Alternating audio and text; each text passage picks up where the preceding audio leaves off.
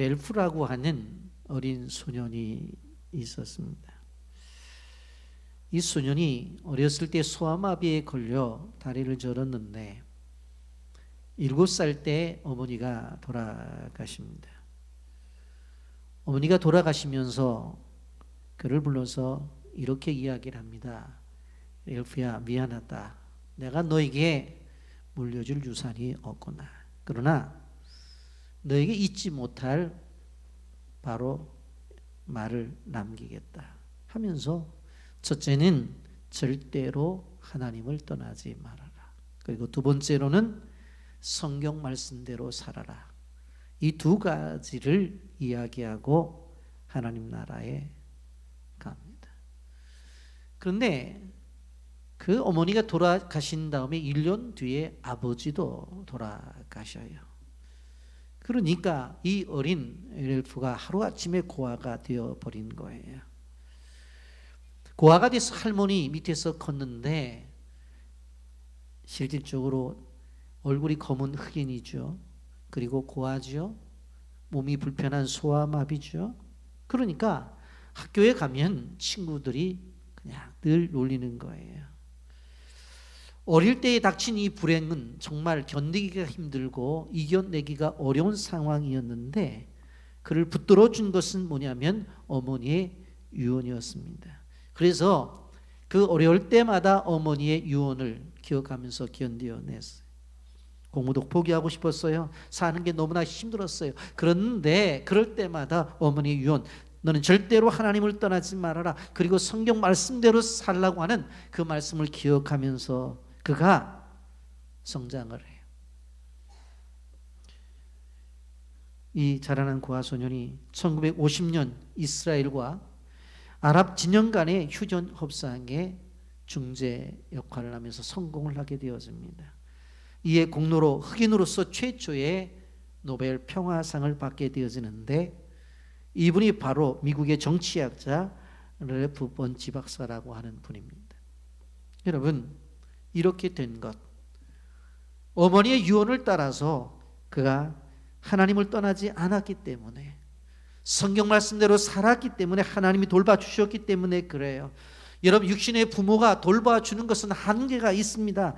그러나 믿음을 심어주고 하나님의 말씀을 신뢰할 마음을 심어주면 그 아이는 끝까지 오늘 성경 말씀대로 늙어서까지 바로 하나님을 떠나지 않습니다. 이런 코로나 시대를 지나면서 한국교회는 많은 위기에 처해져 있는 것을 봅니다. 내부적으로 보면 이제 모이는 수가 현격하게 줄어들었습니다. 그리고 외부적으로 보면 교회가 코로나 시대 속에서 이런저런 모습으로 사회에 덕이 되어지지 않는 그런 모습들이 보여진 부분이 있어서 전도하는 일도 거의 이제 막혀져 있다라고 그렇게 생각을 할 수가 있습니다. 근데 그 안에서 이루어지는 일들 가운데서 가장 심각한 문제는 뭐냐면 다음 세대가 사라지고 있다고 하는 것입니다.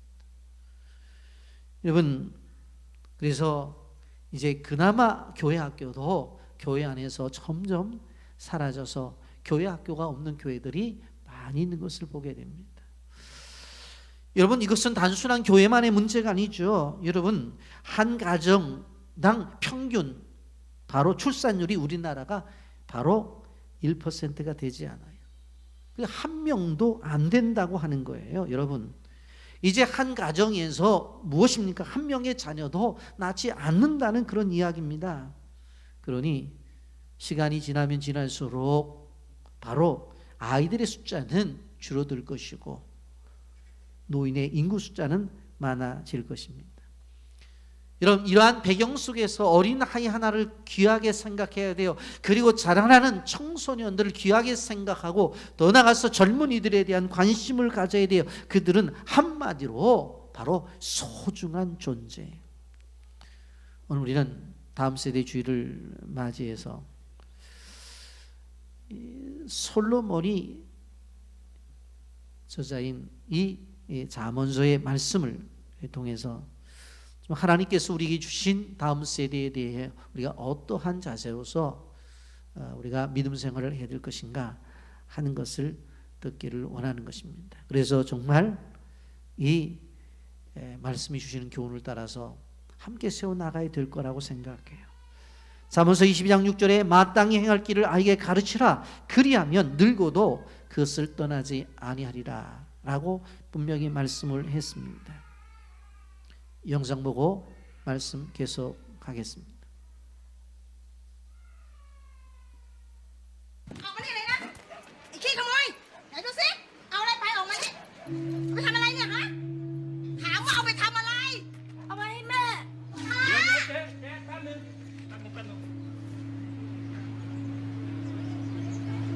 แม่ป่วยเหรอ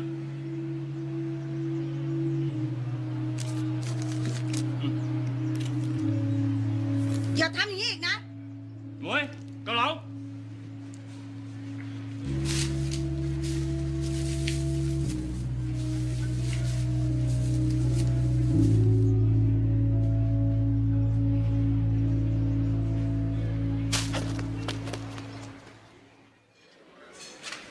จ๋อนั่งเลยครับนั่งเลย ป๊า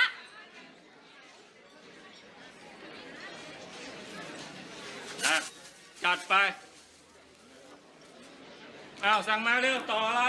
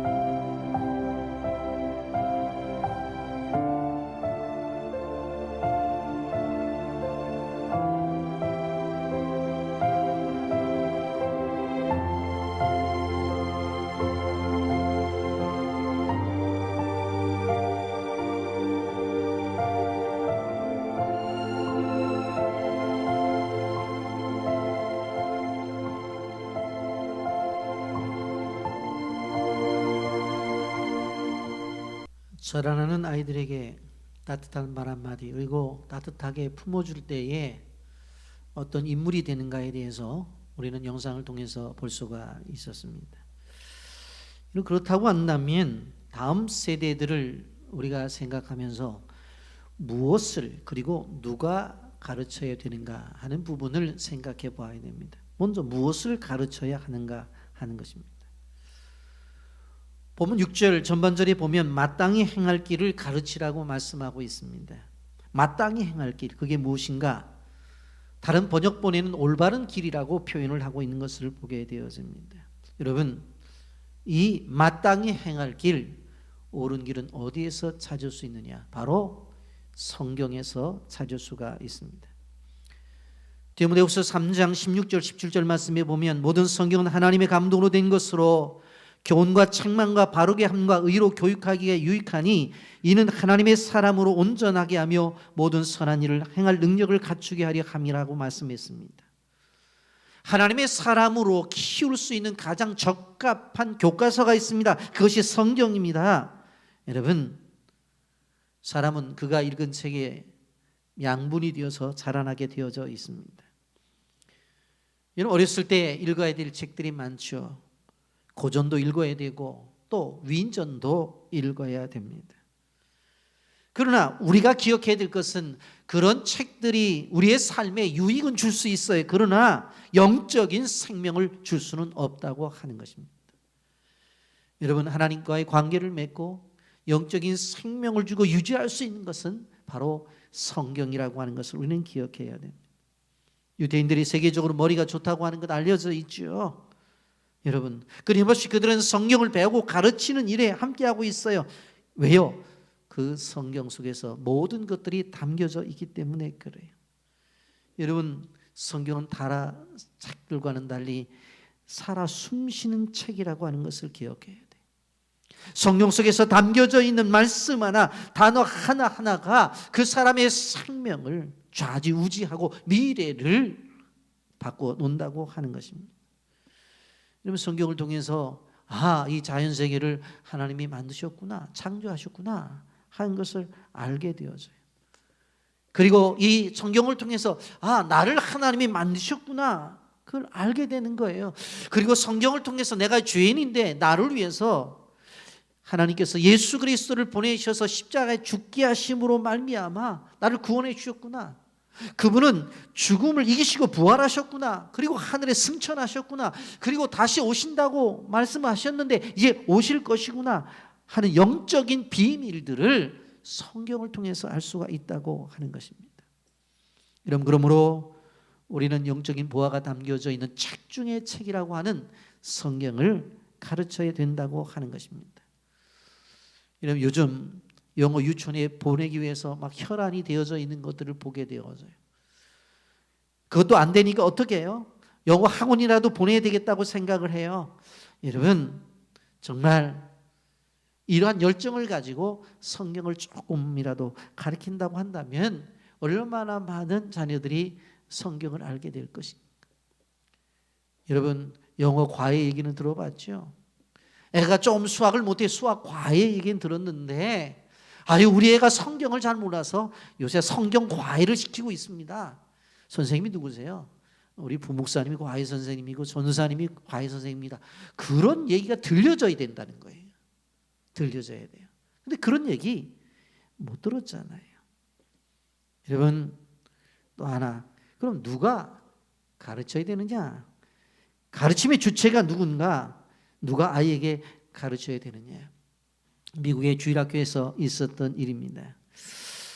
주일학교를 담당한 교육자가 새로 부임을 했는데 한 100여 명 정도 그렇게 모이는 교회였는데 서서히 인원이 줄어서 나중에는 이 교회학교 아이들이 20명밖에 남질 않은 거예요. 그래서 너희들 왜 교회를 안 나오냐? 재미가 없어서요. 그래서 알고 봤더니 먼저 사역자가 아이들 오면 게임하고 아이들 오면 피자 사주고 해가지고 놀 것, 먹을 것 뭐 이런 거 가지고 했던 거예요. 야, 이거 심각하구나 그런 생각을 하는데 부모들이 막 연락이 오는 거예요. 애들이 교회 가기 싫어한다고.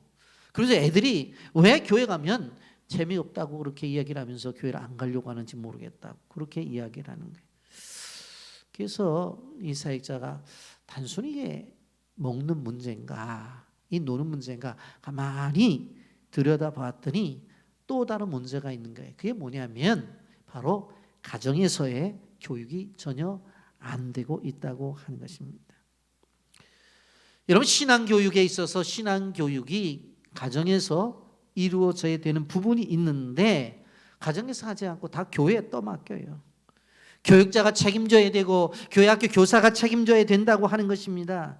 여러분 실질적으로 자녀 교육의 책임은 교회나 교회학교 교사가 하는 것이 아니라 부모에게 있다고 하는 것을 우리는 알아야 돼요. 그래서 지금이라도 관점을 바꾸어야 된다고 하는 것입니다. 여러분 구약의 성도들은 신앙의 교육의 중심이 교사나 가정 이 교회에 있는 것이 아니라 사실은 가정에 있다고 하는 것을 알고 있었어요. 여러분 마땅히 행할 길을 아이에게 가르치라 그렇게 말씀하고 있습니다.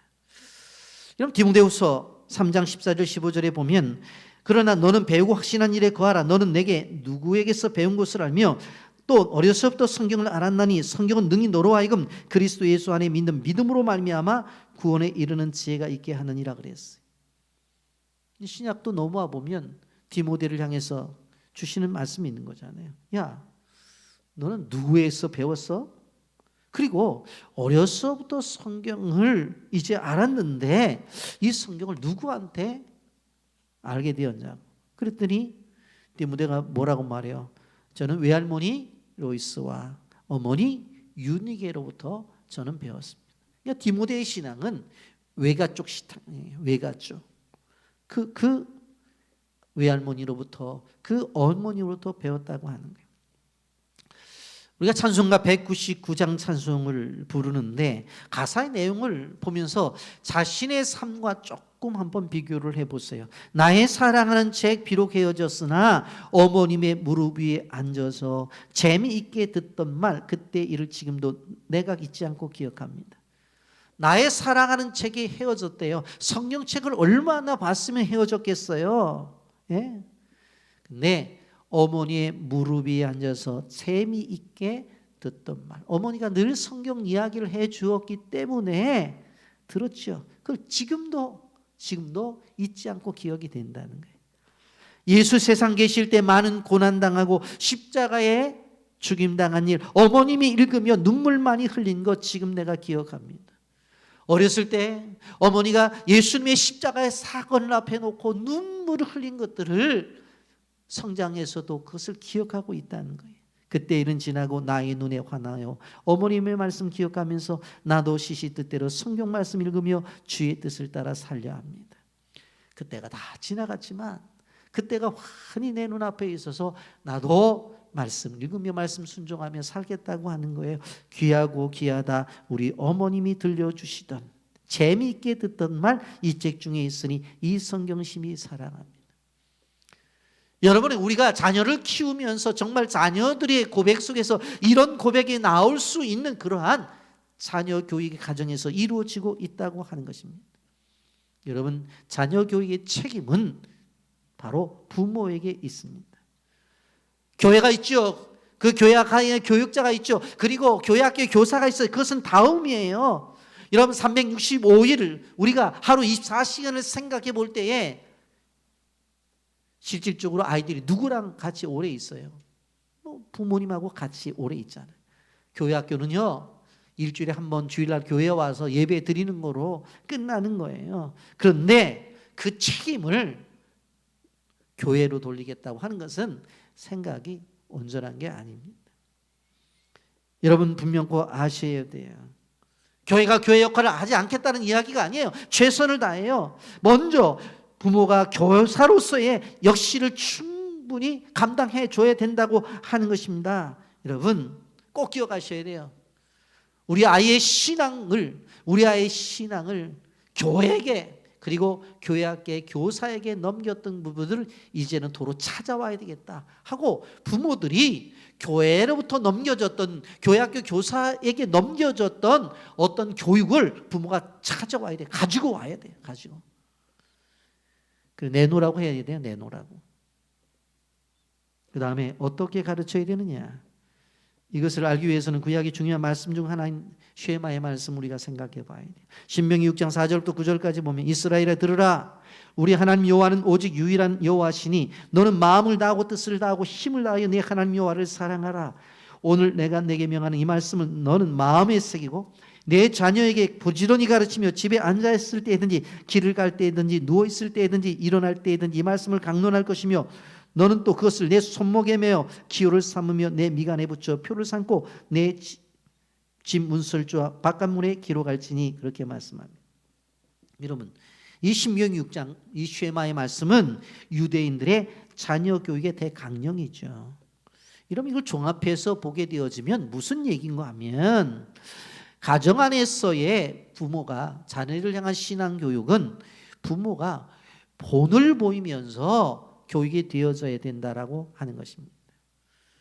부모가 먼저 하나님 앞에 어떻게 신앙생활을 하는가를 보여줘야 된다고 하는 것입니다. 우리 부모님은 주일이 되면 성경 찬송 준비해서 교회 가셔. 교회 가셔. 그리고 우리 부모님은 어려움이 있을 때마다 함께 기도하셔. 우리 어머니가 학교 갔다가 돌아와서 계시지 않아서 방문을 열면 무릎 꿇고 기도하고 계셔. 우리 아버지는 어디 계신가 보면 방에 들어가서 성경책을 펴놓고 성경책을 읽고 계셔. 그런 것들이 보여져야 된다. 그리고 우리 부모님은 어려운 사람들이 있으면 기도하고 그리고 끊임없이 그들을 향해서 베풀어 주셔. 그것이 되어질 때 자동적으로 교육이 되어진다고 하는 것입니다. 이런 보여지는 것이 말하는 것보다도 훨씬 더 큰 힘이 있다고 하는 것을 우리는 기억해야 돼요. 자녀 교육에 있어 중요한 부분은 무엇인가 하면 자녀들은 부모의 말하는 대로 크는 것이 아니라 부모의 행동을 보고 크는다는 것을 여러분들 아셔야 돼요. 이런 말대로 크면 공부 안 하고 뺀질거리는 애들이 어디 있겠어요 보면. 근데 말대로 안 되잖아. 왜? 행동이 우선이기 때문에 그런 거예요. 이런 부모들이 꼭 기억하셔야 돼요. 또 한 가지는 부모의 경건 생활에 동참을 시켜야 되는 거예요. 예? 교회 갈 때 같이 가고 동참시켜야 돼요. 우리 교회가 큐티하는 교회잖아요. 큐티하는 교회 하시든 안 하시든 인정하셔야 돼요. 우리 교회는 큐티하는 교회예요. 근데 큐티의 교재를 선택할 때 성소 유니온의 교재를 선택하는 것은 어린 아이부터 어른들까지 본문이 똑같아요. 그렇잖아요. 영어도 똑같고 일본어도 똑같고 다 똑같아요. 그런데 내용은 달라요. 어린 아이들은 어린 아이들이 읽기 좋게끔 제가 영화 듣고 보니까 크레파스로 그림도 그리게끔 이렇게 만들었다고요. 스티커로 이렇게 붙이게도 만들었어요. 청소년들은 또 청소년에 맞는 글들. 저같이 나이 든 사람들은 시니어라고 해서 큼직하게 돋보기 안 쓰고도 볼 수 있게끔 사이즈도 다르고 내용은 달라요. 다. 그런데 본문은 똑같아요. 무슨 얘기인가 하면 나누라는 이야기예요. 오늘 하나님이 우리에게 주신 이 본문을 가지고 어린아이들은 어린아이 수준에서 말씀 묵상하고 부모님은 부모님의 수준에서 말씀을 묵상했잖아요. 나누라고 하는 거예요. 서로 나누고 부모님과 나누고 친구들과 나누고 교사들과 나누고 끊임없이 나누라는 거예요. 경건 생활에 함께 하라고 하는 것입니다. 근데 우리는 있잖아요. 아이들과 신앙생활 함께 하기 힘들어요. 첫째, 바쁘다. 두 번째, 피곤하다. 세 번째, 힘들다. 네 번째, 여기까지 나가면 안 돼요. 귀찮다. 그거 안 해요. 그 무슨 교육이 돼요? 무슨 교육이 되냐? 여러분, 우리는 우리의 신앙생활 속에서 아이들과 함께 함이 필요해요. 저는 단기 선교도 힘들어도 같이 가라는 거예요. 야, 엄마, 아빠 있을 때 너희들 다녀와. 어떤 분들은 또 그런다 그래요. 야, 너희들은 앞으로 갈 날이 많으니까 내가 갔다 올 테니까 너희들 집 봐. 그러고 자기들이 다녀온다. 여러분, 자녀들과 함께 가서 엄마가 비전 캠프 할 때 그 줄 뒤에서 그 외국인 아이들이 은혜 받게 해달라고 뒤에서 기도하는 모습을 자녀가 봐야 되는 거예요. 아빠가 물이 없으면 물도 길어 오고 그렇게 하고 이것저것 심부름하면서 왔다 갔다 하는 걸 애들이 봐야 된다고. 그러면 그 속에서 하나님의 놀라운 이 가족 커뮤니티 공동체가 생겨서 힘이 생기는 건데 어떤 때는 애들만 갔다가 어떤 때는 어른만 갔다가 그러니 무슨 힘이 있냐. 같이 가야 돼.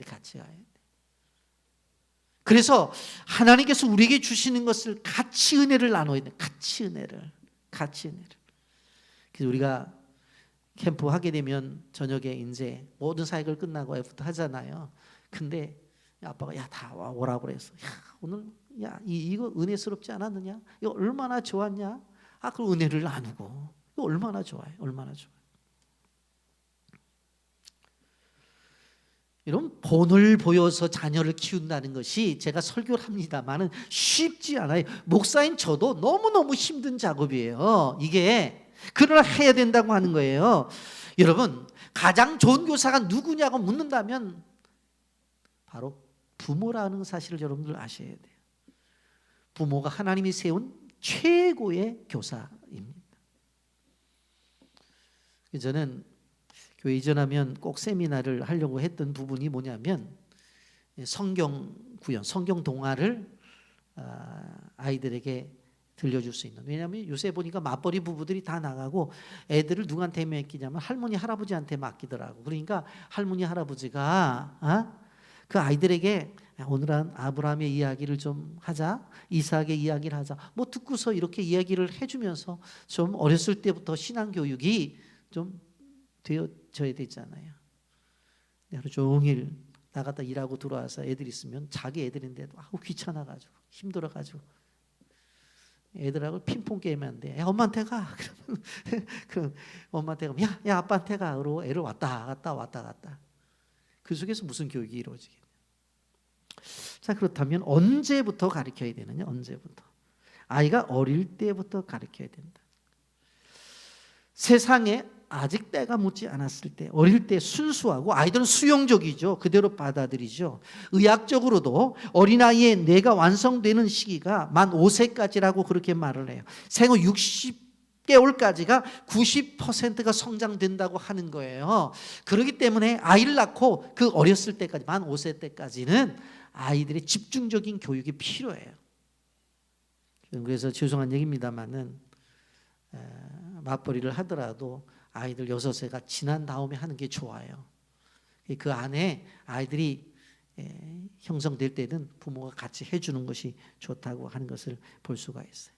아이들의 어떤 세계관에 중요한 영향을 미쳐요. 우리 속담에도 3살 버릇이 8까지 간다고 하는 거잖아요. 어렸을 때 좋은 습관을 키워주는 것이 그의 미래를 보장해 주는 것입니다.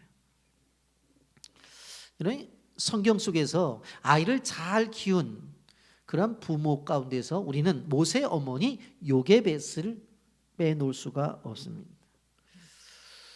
모세가 친어머니인 요게벳 밑에서 큰 기간, 길게 잡아봤자 젖될 때까지니까 한 3년 정도 되겠죠. 그때에 바로 궁중 안에서 이 어머니가 키워내요.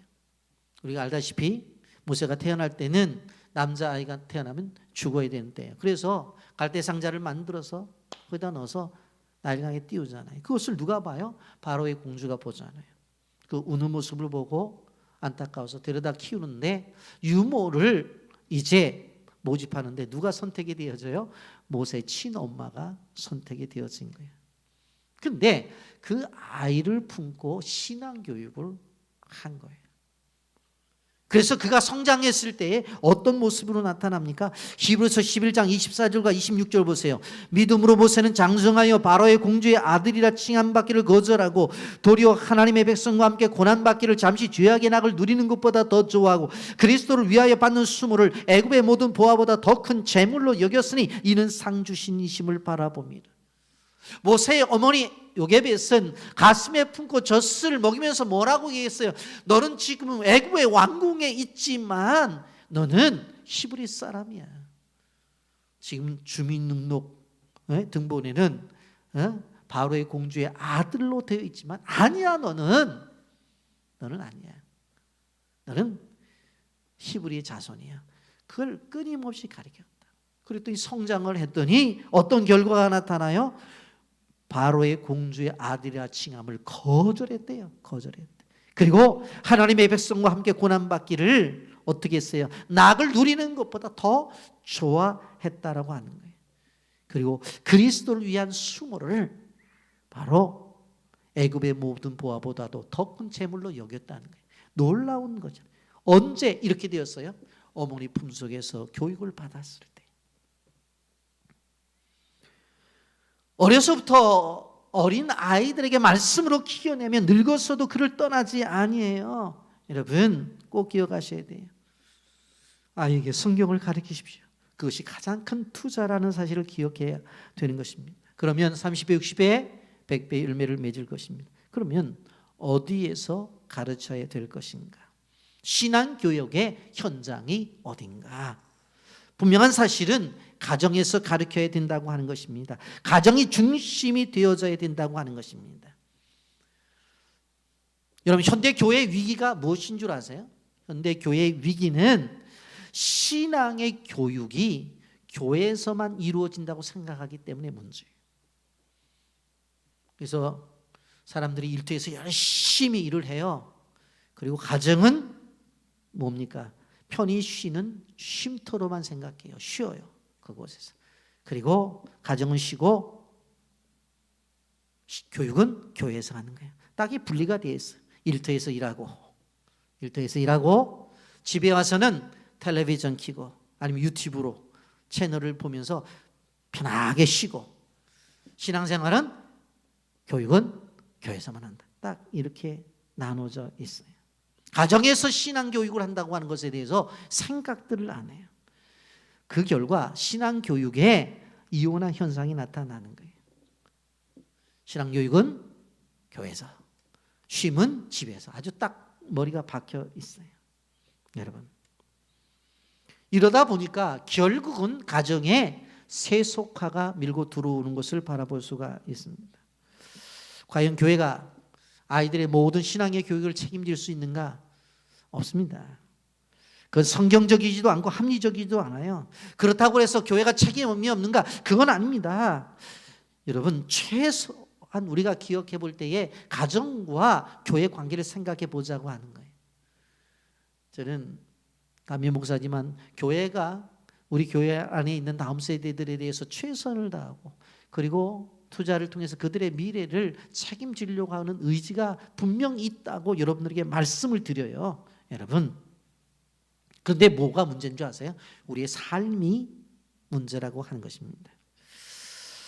우리는 이 자녀 교육의 실패에 대한 부분을 우리가 이스라엘 민족의 역사 속에서 분명하게 볼 수가 있는데, 여러분들 잘 들으셔야 돼요. 이스라엘 민족이 애굽에서 나왔어요. 그래서 광야를 지나게 되어져요. 그리고는 이제 모세는 죽고 여호수아가 그들을 인도하고 요단강을 건너서 가나안에 들어가게 되어집니다. 여러분, 가나안 땅에 들어간 다음에 12지파로 나누어서 이제는 그 땅들을 지파별로 분배를 받죠. 여러분, 그들은 생각했어요. 애굽에서의 그 노예 생활이 이제 지나갔어요. 광야에서 천막 생활도 지나갔어요. 그리고 가나안 전쟁 후에 이제 들어와서 가나안 7족속을 내쫓아 버리면서 정착을 하게 되어져요. 안정된 생활을 하게 되어진 거예요. 그러니 여러분, 그들의 생활이 얼마나 그들이 힘들었겠어요. 여러분, 자기들이 생각했던 것들, 물론 가나안에 들어간 것은 출애굽 2세대들, 3세대들입니다만은 이미 그들은 능히 들었잖아요. 우리 조상들이 애굽에서 나왔고 홍해를 건넜고 광야를 지나면서 수많은 가나안에 들어간 사람들은 사실 메추라기와 만나를 먹었던 그런 사람들이에요. 근데 들어가 보니까 가나안 7족속을 다 내보내. 그러니까 힘도 들었겠죠. 그럼도 들었겠죠. 근데 그거를 하다가 어떻게 했느냐? 신앙 교육을 못 시킨 거예요. 한마디로 말하면 먹고 살기 바빠가지고 신앙 교육을 못 시킨 거예요. 사사기 2장 8절부터 10절에 보게 되어지면 여호와의 종 눈의 아들 여호수아가 110세의 죽음에 무리가 그의 기업의 경내 에브라임 산지 가스산 북쪽 남닷 헤라스에 장사했고 그 시대의 사람도 다 그 조상들에게 돌아갔고 그 후에 일어난 다른 세대는 여호와를 알지 못하며 여호와께서 이스라엘 위하여 행하신 일도 알지 못하였더라. 여기 표시해 놓아야 될 건 뭐예요? 다른 세대라는 말이에요. 다음 세대가 다른 세대가 되어졌다는 말이에요. 가나안 정착 1세대는 그래도 체험이 있었어요. 그리고 이야기를 들었단 말이에요. 그래서 믿음을 지켰어요. 그런데 그 믿음이 전달되지를 못했던 거예요. 왜 그래요? 관심이 하나님에게 있었던 것이 아니라 육신에게 매였기 때문에 그런 거예요. 여러분, 가나안에 들어가 보니까는 뭐 여호수아를 중심으로 해서 지파를 다 나누어 줬는데 이미 살고 있었던 원주민들을 내쫓아야 되잖아요. 그 일해야 되죠. 근데 지금까지 오게 되어질 때 정말 보지도 못하고 먹지도 못했던 것들이 딱 가나안이 들어가 보니까 여러분 포도가 얼마나 맛있습니까? 무화과 뭐 이런 게 얼마나 맛있어요. 광야 시간에 절대로 보지도 못했는데 그거 먹지. 광야를 지나면서 키 끄대봤자 물 없어요, 물 없어요 소리 지르면 야 반석을 명하라, 반석을 치라 그래서 물 좀 주셨는데 아니 보니까 들어가 봤더니 갈릴리 호수가 흐르죠. 예? 흐르잖아요. 그러니까 주일날이면 소풍 가야지. 배낭 메고 물가로. 기껏해봤자 오아시스 밑에서 그늘이 있었고 하나님이 구름 기둥을 안 만들어 주면은 그냥 떼약볕인데 아니 가봤더니 요단강가에 나무들이 있어서 그 밑에서 쉬면서 물 떠먹으면서 얼마나 소풍이 좋았겠어요. 낚시질하면서. 그런 신앙교육 시킬 때가 어디 있어요. 먹고 살기 바빠갖고 안 했다니까요. 그러니까 바로 다음 세대가 다른 세대가 되어져 버려요. 성경에 말 다른 세대. 전혀 부모와는 달라요 사람이. 그런 다른 세대가 되어져 버렸어요. 자기들이 열심히 노력했죠. 그래서 땅도 점령했죠. 요즘 말로 집도 지었죠. 차도 좀 사고 그리고 넉넉하게 이제 먹고 살 만큼 만들었어요. 그런데 돌아가신 다음에 누가 부모가 그 다음에 다른 세대가 되어졌어요.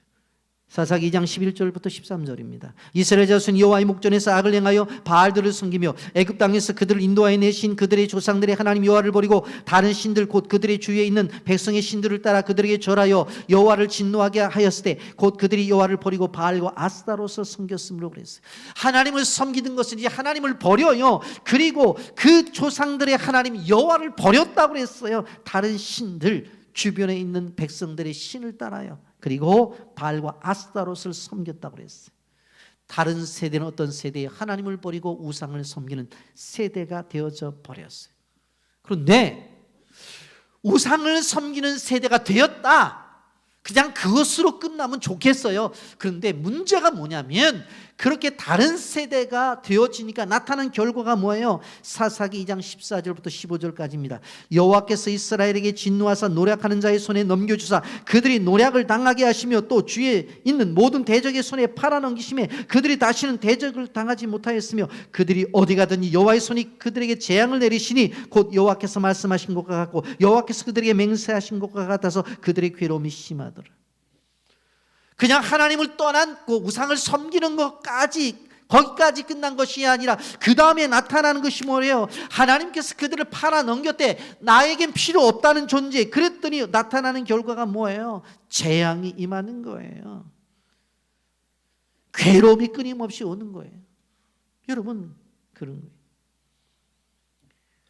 여러분 다음 세대를 우리는 미래 세대라고 말할 수 있는데 그들에게 신앙을 넘겨주지 아니하면 결국 그들이 하나님을 떠나게 되어지고 하나님을 떠나게 되어지면 결국 어떻게 되어지는 줄 아세요? 그냥 하나님 떠난 것으로 끝나는 게 아니라 심판이 온다는 거예요.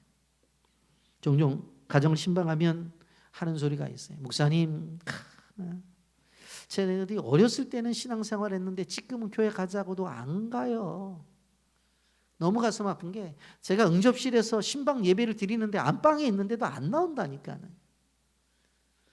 가만히 놔두면 좋을 텐데 나와라. 그냥 안 나와요. 걔가 얼마나 무한하겠어요. 제가 놔두세요. 안 나온다면. 저도 알죠. 어렸을 때 교회 학교 다닐 때에 우리 교회 앞마당에서 뛰어놀았던 거 알죠. 합창단 해가지고 해외 연주까지 간 것도 알고 챔버 오케스트라 해외 연주 때도 같이 간 거 알죠? 저도 알죠. 근데 교회 안 다녀요.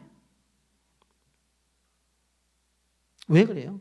오늘 성경에서 말하는 것처럼 22장 6절에 마땅히 행할 길을 아이에게 가르치라. 그리하면 늙어도 그것을 떠나지 않는다고 그랬는데 늙기도 전에 젊어서 교회 안 나온다니까요. 오늘 말씀을 통해서 꼭 기억해야 될 것이 무엇인가 하면 교회 열심히 하겠습니다. 우리 뭐 저도 마찬가지고 우리 부목사님들도 그렇고 우리 선교사님 두 분도 예? 젊은이들을 위해서 어린 아이들 교회 학교에서 열심히 하고 마이클 샤샤 우리 전사님도 영어 큐티 하고 예, 우리가 큰 교회가 아닌데 뭐 영어 큐티도 하고 뭐 여러 가지 하잖아요. 열심히 할게요. 근데 그거 다 미루지 마세요. 우리 성경이 말하는 것은 바로 집안에서 어렸을 때부터 부모가 가르쳐라. 그 얘기라는 거예요. 부모가 가르쳐라. 그리고 가르치되 부지런히 가르치되 부지런히. 양육의 책임을 누구에게 맡기지 말고 부모가 가지라는 거예요. 이것이 성경의 원리예요. 이렇게 이야기할 수 있죠. 아니 나는 부족한데 부족한 대로 가르치세요. 나는 모르는데요. 그래 공부 좀 하시라고. 그래서 가르치라고. 모른다고 그렇게 하지 말고. 그러다 보면 어떻게 되어주는 줄 아세요? 애들한테 가르치기 위해서 자기가 공부하다 보면 유식하게 되어지는 거예요. 끊임없이. 시편 128편 4절부터 6절까지 이렇게 말씀합니다. 여호와를 경외하는 자는 이같이 복을 얻으리로다. 여호와께서 시온에서 내게 복을 주실지어다. 너는 평생에 예루살렘의 번영을 보며 내 자식의 자식을 볼지어다. 이스라엘에게 평강이 있을지로다 그랬어요. 여러분 우리가 꼭 기억해야 될 것은 무엇인가 하면 하나님이 우리에게 주신 복은 하나님의 교회를 통해서 나타나는 복인데 평생에 예루살렘의 번영을 봐야 돼요. 그리고 자식의 자식을 봐야 돼요. 뭐 다 신앙생활 하는 거 떠났는데 어디서 볼 거냐고. 말씀을 정리합니다. 오늘 우리나라에는 사실은 많은 교회에서 어린이 주일이라고 오늘을 지켜요. 그전에는 꽃주일이다 그렇게 지키기도 했어요. 지금도 뭐 그 풍습이 있는 교회들은 꽃주일 이렇게 지키기도 하고 어린이 주일, 우리 교회는 다음 세대 주일이라는 이름으로 지킵니다. 1856년 매사추세츠주의 레오날드 목사님이라는 분이 무슨 생각을 했냐면 이 귀중한 어린 아이들을 위한 예배를 한번 드려보자 해서 실질적으로 날을 정해갖고 예배를 드렸는데 그것의 유래가 되어서 어린이 주일이 되었던 것입니다. 여러분 우리는 다음 세대의 주일로 지키고 있어. 다음 세대는 우리의 내일입니다. 다음 세대는 우리의 소망이고 다음 세대는 우리에게 주시는 희망이라고 하는 것을 우리는 기억해야 돼요. 여러분 그래서 소중하게 생각해야 돼요. 교회 어른들은 어떻게 생각해야 되느냐. 젊은이들을 보면 한번 웃어주셔야 돼요. 아주 어린 아이들을 보면 안아주셔야 돼요. 그리고 오히려 아이고 인사도 안 하고 네 집에야 그러는 게 아니라 여러분 애들한테 완전히 하고 먼저 인사를 하시라고요. 정말로 이쁘구나 인사를 하시라고. 미래 세대들을 위한 관심을 가져야 된다는 거예요. 일본의 아이들은 부모로부터 항상 듣는 이야기가 남에게 폐를 끼치지 말아라. 그 이야기를 듣고 어렸을 때부터 자란다고 그래요. 저도 일본 가서 깜짝 놀랐던 것은 뭐냐면 일본 사람들은 자기가 공중 화장실에서 손을 씻은 다음에는 그 다음 사람이 와서 바로 쓸 수 있도록 깨끗이 닦아놓고 나가요. 그리고 우리나라 사람 들어오면 지저분하면 누가 그러고 욕 한마디 하고 자기가 쓰기 위해서 닦아서 쓰고 나서 그 다음에는 휴지 휙 버리면서 그 다음에 누가 오든지 말든지 관심이 없어요. 이런 미국 사람들은요 어렸을 때부터 가장 부모에게 많이 듣는 말이 베풀고 나누어라. 그래갖고 여러분 미국 사람들은요 실질적으로 딱한 고아가 있다면 지금도 입양을 제일 많이 하잖아요. 입양을. 그리고 너무나 훌륭한 것은 그 민족성 속에서 그 청교도 신앙은 뭐냐면 장애우일수록 많이 데리고 가요. 그렇잖아요. 그래서 기부 문화가 제일 많이 발달된 데가 어디냐? 미국이에요. 미국은 기부 엄청나게. 미국의 교회들이 왜 부자인 줄 아세요? 미국에 권사님들은 돌아가실 때 교회에다 다 기부한다니까. 애들한테 안 주고 다 장로님들도 교회. 그러니까 교회의 구제부가 엄청난 거예요. 엄청나. 그렇기 때문에 세계를 지배할 수 있는 그러한 능력을 갖고 있는 거예요. 우리나라는 뭐라고 그러는지 아세요? 애 키우면서 기죽지 말라. 기죽지 말라. 그래갖고 얘네들이 그게 습관이 돼서 선생님도 학교 가서 선생님도 딜이 받아버려. 그런 세상이 되어져 버려요. 애들이 좀 놀이터에서 놀다가 울고 들어오면 왜? 다시 내보내고요. 안 된다고 그러면 힘으로 안 된다고. 그럼 물어라도 뜨더라. 그렇게 키워놨어요. 그러니까 우리 사회 속에서 나타난 결과가 어떠냐는 거예요. 그러면서 말씀을 마치면서 한 가지 부탁을 드리는 것은 절대적으로 아이를 키울 때 결과만을 갖고 이야기하지 마세요. 그 아이가 과정과 그리고 노력을 인정해 줘요. 그 과정 속에서 얼마나 노력하고 수고했는지 그것을 인정해 줘야 되는 거예요. 과정을 칭찬해 줘야 바른 아이가 되는 거예요. 근데 결과만을 갖고 이야기를 하니까 자꾸 과정에선 속여도 과정에선 거짓돼도 결과만 된다고 생각을 하니까 문제가 생기는 거예요. 그래서 아이들을 과정을 칭찬해 주시고 그 노력을 칭찬해 줘야 되는 거예요. 오늘 다음 세대 주일을 맞이하면서 우리 자신들을 좀 돌아보면서 오늘 본문 6절 말씀을 다 같이 읽고 마치도록 하겠습니다. 다 같이 읽습니다. 마땅히 행할 길을 아이에게 가르치라. 그리하면 늙어도 그것을 떠나지 아니하리라. 아멘.